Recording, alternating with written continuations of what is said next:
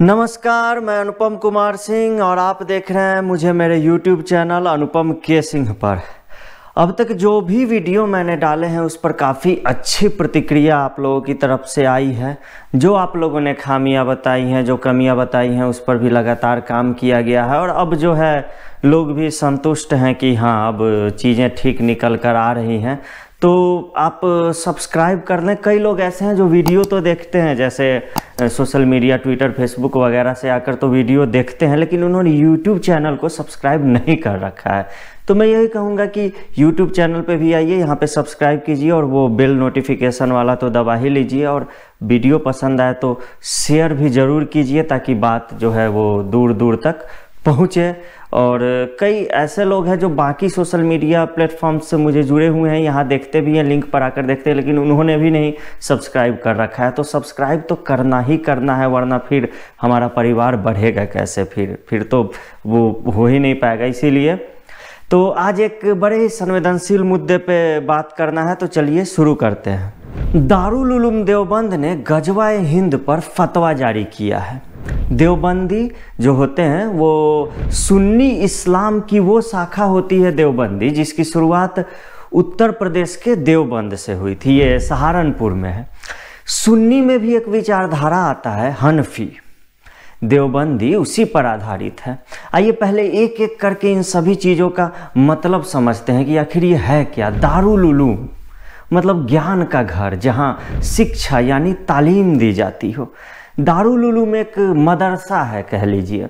सुन्नी अर्थात इस्लाम के बहुसंख्यक 85 से 90% मुस्लिम दुनिया भर में सुन्नी हैं, बाकी के शिया मुस्लिम हैं। शिया और सुन्नी में मुख्य अंतर ये है कि सुन्नी मानते हैं कि पैगंबर मोहम्मद ने किसी को अपना उत्तराधिकारी नहीं बनाया, जबकि शिया पंथ वाले मानते हैं कि उन्होंने अपने दामाद अली को अपना उत्तराधिकारी बनाया था। इस इतिहास में अभी अधिक नहीं पढ़ते हैं, बल्कि फिलहाल इतना ही जानना आपके लिए काफ़ी है।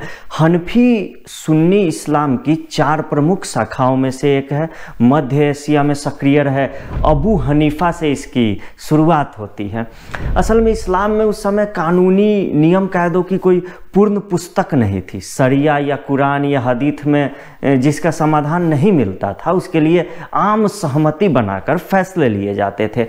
इमाम अबू हनफी ने कई विवादों का समाधान किया, कई फैसले दिए और इस तरह हनफी शाखा इराक से निकलकर पूरी दुनिया के अलग अलग हिस्सों में पहुंच गया।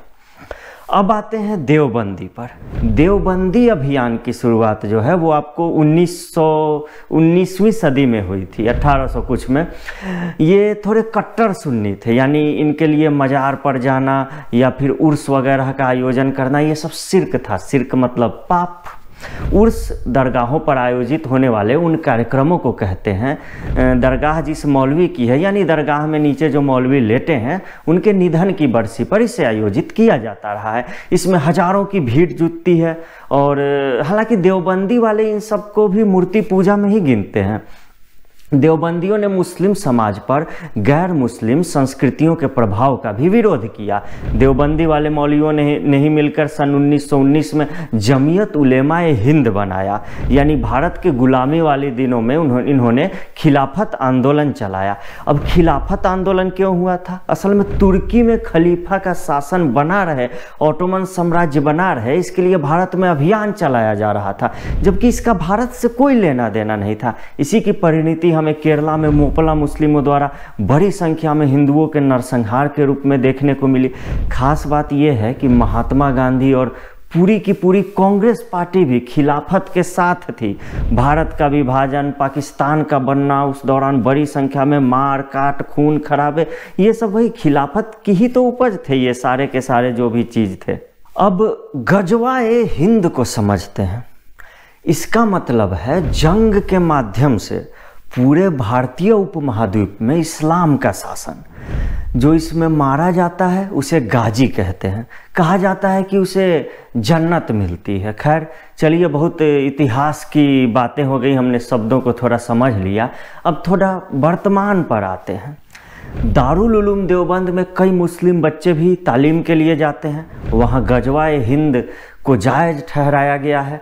दारुल उलूम से जुड़े कई मदरसे न सिर्फ भारत बल्कि पड़ोसी मुल्कों में भी चल रहे हैं। अब आप सोचिए, ये विचारधारा कोने कोने में पहुँचेगी और नई पीढ़ी में कट्टरवाद बढ़ेगा तो अगले कुछ वर्षों में हमें इसके कितने भयावह दुष्परिणाम देखने को मिल सकते हैं। दारुल उलूम देवबंद अपने 158 वर्षों के इतिहास में लगभग 10 लाख फतवे जारी कर चुका है। अब राष्ट्रीय बाल अधिकार संरक्षण आयोग यानी NCPCR भी इस पर सख्त हुआ है और FIR दर्ज करने के आदेश दे दिए गए हैं। इसने इफ्ता नाम का एक विभाग बना रखा है जो केवल फतवे ही जारी करता है, इसका कोई और काम नहीं है। इसकी स्थापना सन 1893 में इसी मकसद से ही की गई थी। शेयर मार्केट हो या स्कूल कॉलेजों में लड़के लड़कियों के साथ पढ़ने वाला मुद्दा, ऐसा शायद ही कोई मामला हो जिसमें देवबंदी टांग न अड़ाते हों। अभी वो कहता है, मान लीजिए जैसे गोद लिए बच्चों को संपत्ति में अधिकार नहीं है, कभी कहता है अंग्रेजी पढ़ना ही हराम है। दारुल उलूम देवबंद का ताज़ा फतवा डरावना इसीलिए भी है क्योंकि इसने हाल ही में जिस PFI यानी पॉपुलर फ्रंट ऑफ इंडिया पर प्रतिबंध भारत सरकार ने लगाया है उससे ये मिलता जुलता है। उनके पास से जो दस्तावेज मिले थे उन सब में भारत को 2047 तक इस्लामी मुल्क में परिवर्तित करने का जिक्र था। हाल ही में बिहार के सीमांचल में स्थित जिलों में रविवार की जगह शुक्रवार को साप्ताहिक अवकाश घोषित किए जाने की खबरें आई थी। ऐसे फैसलों के माध्यम से गजवाए हिंद के खिलाफ विरोध के स्तर को भी जांचा जाता है। फिर ये धीरे धीरे आगे बढ़ते हैं। अभी संदेश खली में देख लीजिए, दलित एवं जनजातीय समाज की महिलाओं के साथ जो हो रहा है, जिसका मुख्य आरोपित शाहजहां शेख है, उसे इससे अलग नहीं देखा जाना चाहिए।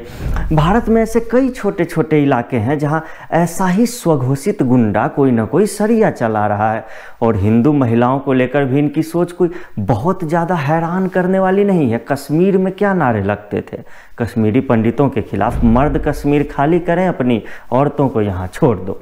जहाँ पर ये दारुल उलूम स्थित है, अब उस क्षेत्र को देखिए, देवबंद। ये शब्द संस्कृत शब्द देव से बना है। महाभारत काल में यहाँ जंगल हुआ करता था, माना जाता था कि देवी देवता यहाँ निवास करते हैं। मान्यता है कि देव और वन ये शब्द मिलाकर ही कालांतर में देवबंद हो गया। इसे देवबृंद भी कहा गया। माँ दुर्गा की आराधना करने के लिए लोग यहाँ पर आते थे। हरिद्वार से 60-70 किलोमीटर की दूरी पर यह स्थित है। ऐसे में कोई संशय नहीं होना चाहिए कि यह भक्तों के लिए एक महत्वपूर्ण स्थल रहा होगा। आज भी यहाँ कई मंदिर हैं। देवी के उपासक ये भी मानते हैं कि देवी की वंदना, देवी वंदना ये मिलाकर देवबंद कालांतर में ऐसे हो गया। आज देखिए, इसे दारुल उलूम के नाम से जाना जाता है। हमारी इतिहास और संस्कृति शनह शनह इसी तरह मिटती जा रही है, जबकि इसको जाना किसके नाम से जाना चाहिए था? राधा वल्लभ संप्रदाय के संस्थापक गोस्वामी श्री हित हरिवंश चंद्र महाप्रभु के नाम पर। उन्होंने जो प्रेम की भक्ति धारा बहाई, उसी धारा में आज हम ये वृंदावन वाले प्रेमानंद जी महाराज जैसे संतों को सुनकर धन्य होते हैं। हरिवंश महाप्रभु का बाल्यकाल देवबंद में ही बीता था और आज देखिए क्या स्थिति है। सहारनपुर जिले का ये शहर आज दारुल उलूम, मदरसा, सुन्नी, हनफी, गजवाए हिंद, खिलाफत, जमीयत, इन्हीं सब कारणों से चर्चा में रहता है। सोचिए, कल को हरिद्वार, ऋषिकेश या केदारनाथ जैसे जगहों पर कोई मदरसा खुल जाए और वहाँ की असली संस्कृति मिटा दी जाए और उन तीर्थ स्थलों को इन्हीं मदरसों के नाम से जाना जाने लगे तो हमारी सभ्यता का कितना बड़ा नुकसान होगा। देवबंद में यही तो हुआ है। देवबंद के संस्थापकों में से एक था फजलुर रहमान उस्मानी। फजलुर रहमान उस्मानी का बड़ा बेटा अजीजुर रहमान उस्मानी दारुल उलूम का ग्रैंड मुफ्ती बनता है।